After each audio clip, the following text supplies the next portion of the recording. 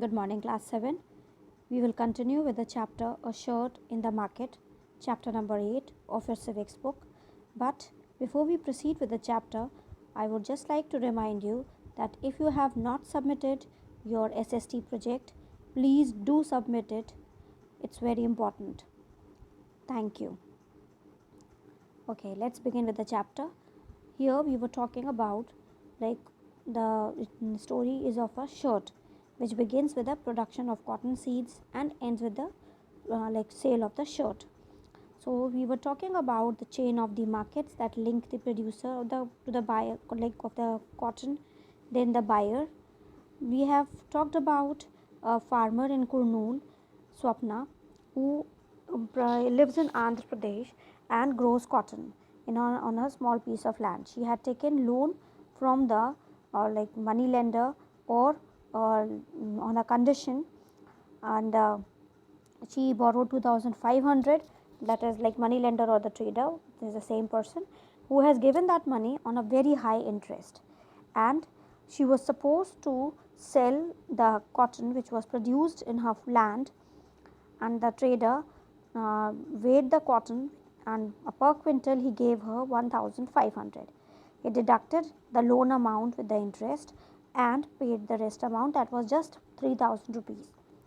Swapna was shocked, and she felt that cotton is not that very cheap, the amount which the trader is paying. But then she couldn't take much of action because she knew that when she will need money, she will have to again come to the trader. This is what happens. Poor farmer, even if they know that they are being exploited by these traders, they cannot take much of they cannot do anything to it, because they know at the end of the day, for their survival, for the studies of their children, or there can be any other reason as well, they have to depend on these traders. So that's what we have done that in the previous class. Today we will start with the cloth market of Erode. Erode is a bi-weekly cloth market in Tamil Nadu. It's like twice in a week this market is organized. Sometimes you must have heard once in a week, that we have on Wednesdays in outside our school. A large variety of cloth is sold in this market. Cloth that is made by weavers in the villages around is also brought here for sale. Around the market are offices of cloth merchants who buy this cloth.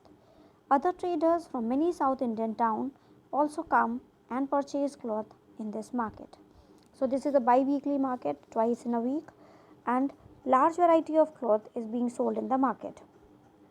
Cloth which is produced made by the weavers and around the village, they bring their clothes here for sale. Then the market which is or the offices nearby that market, there are the cloth merchant who purchase these clothes. On market day, you would also find weavers bringing cloth that has been made on order from the merchant. These merchants supply cloth on order to garment manufacturers. So it's like a chain. First of all, the weavers, they bring the clothes to the cloth merchant. The merchant, they have already got the order from the garment manufacturer and or maybe the exporters around the country. They purchase the yarn and give instruction to the weavers about the kind of cloth that is to be made. So they purchase the yarn and give the instructions to the weavers that which type of cloth they want, and give instruction to the weaver, and that cloth is being made. Following, we can see how this is done. This is merchant's shop in the bazaar. Over the years, the traders have developed extensive contacts with garment firms around the country from whom they get orders.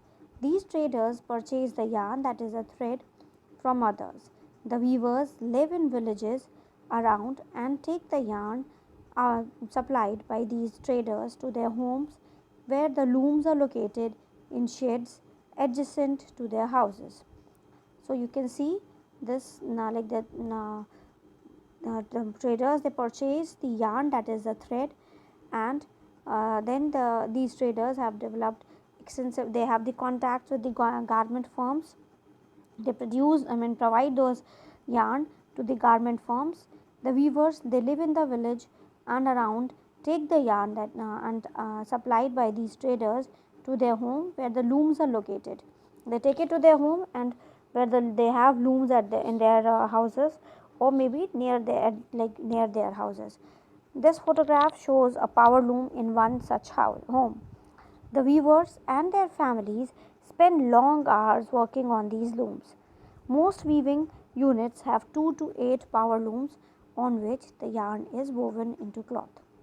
A variety of saris, towels, shirts, ladies' dress material, and bed sheets are produced in these looms. They then bring back the finished cloth to the traders. Here they can be seen getting ready to go to the merchant in the town. The traders keep an account of the yarn given and pays them money for weaving this into cloth. So they take the yarn and they have their power looms and their houses or maybe nearby, and the whole family is involved in this work, and like 2 to 8 power looms they have. Then they have lot of options. Maybe they make saris, towels, shirts, ladies dress material, bed sheets, etc. And then when the cloth is made, the finished cloth, they bring it to the traders. Here they can be seen getting ready to the merchant in the town. The trader keep an account of yarn given. So obviously the traders have to keep an account of the yarn, how much they have given, and pay them the money for weaving this into cloth. Now you can see it in the market in the picture. Putting out system, weaver production. The merchant distributes work among the weavers based on the orders he has received for cloth. The weavers get the yarn from the merchant and supply him the cloth. Like if you have seen, there are women, they at times they are busy doing the chicken work, the chicken curry in the nearby areas, especially people living in the slum, they do it, and after completing it they go and give these to the traders. Same ways here, the weavers do not have to spend their money on purchase of yarn. Also, the problem of selling the finished cloth is taken care of. Weavers know from the outset when the cloth they should make and how much of it is to be woven. However, this dependence on the merchants both for raw material and market means that the merchant here have a lot of power. They give orders to what is to be made and they pay a very low price for making the cloth. The weavers have no way of knowing who they are making the cloth for or at what price it will be sold. At the cloth market, the merchants sell the cloth to the garment factories. In this way, the market works more in favor of the merchant. So, same ways, like if you have seen the women, those who are doing that chicken curry, they get very less amount. And I hope you must be aware that chicken cloth, like where we have this chicken embroidery, it is sold. It is very expensive. Same ways here, they are, because the viewers who are working, they don't know for whom they are making these cloth, and therefore they are dependent on these merchant, because they are the one who is providing them with the raw material and they are the one who will be taking the finished product. Weavers invest all their savings on borrow money at high interest rate to buy looms. So here the market is in favor of the merchants, and weaver they sell whatever like savings they have, they utilize it and purchase looms on. At times they do not have that much money, so they purchase looms on high interest.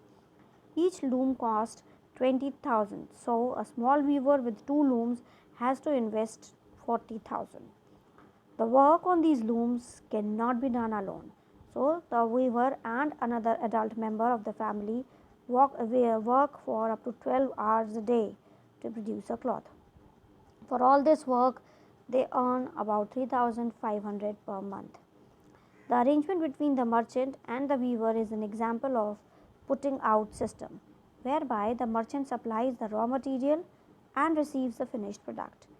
It is prevalent in weaving industry in most regions of India.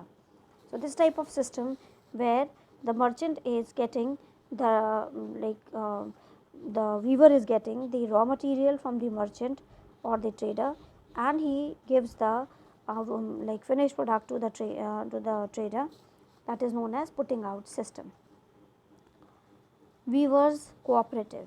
We have seen that the weavers are paid very little by the merchant under the putting out system.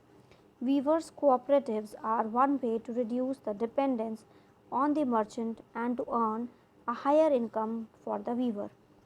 In a cooperative, people with common interest come together and work for their mutual benefit. So, just to avoid the exploitation, the weavers cooperative is being set up where they like people in cooperative, people with common interest, they join hands together for mutual benefit. And in weavers cooperative, the weaver form a group, take up certain activities collectively. They form a group and the activities are taken collectively. They procure yarn from the yarn dealer and distribute it among the weavers. The cooperative also does the marketing. So the role of the merchant is reduced and weaver get a fair price on the cloth. So here what happens, the cooperative does the marketing as well. So what happens that the role of merchant is reduced, or it can say it becomes negligible, and in this, because of this, the weaver gets a fair price on the cloth. At times the government helps the cooperative by buying cloth from them at a reasonable price. For instance, Tamil Nadu government runs a free school uniform program in the state. The government procures the cloth for this program from the powerloom weavers cooperatives. Similarly, the government buys cloth from the handloom weavers cooperatives and sells it through stores known as Cooptex. You might have come across one of these stores in your own town. You must have seen this, that there is an these outlet like Cooptex. So I hope you have understood till here. We will continue in the next class. Take care of yourselves. Do read the chapter and please submit your um, projects if you haven't, the social science project, right? Thank you, class. Take care of yourselves.